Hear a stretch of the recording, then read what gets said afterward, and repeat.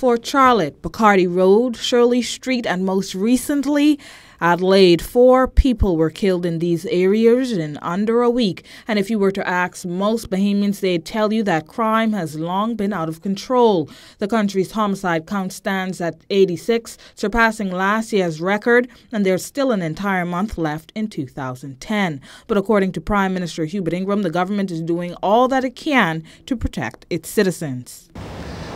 It is the right of citizens to feel safe in the Bahamas, and residents and visitors, and we shall do all in our power to ensure that happens.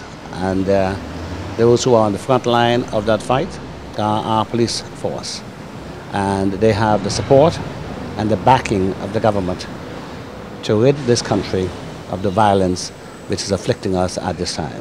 So that means, sir, that more. The Prime Minister also extended his sympathies to the affected families who lost loved ones over the past weekend. He also explained that if the police needs more resources for the fight on crime, they will have them.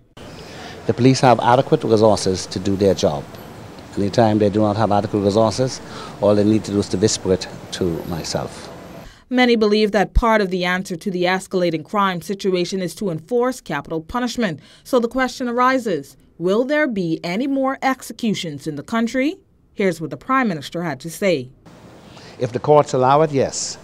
I cannot hang anybody unless the courts say yes. Otherwise, I would be committing murder also.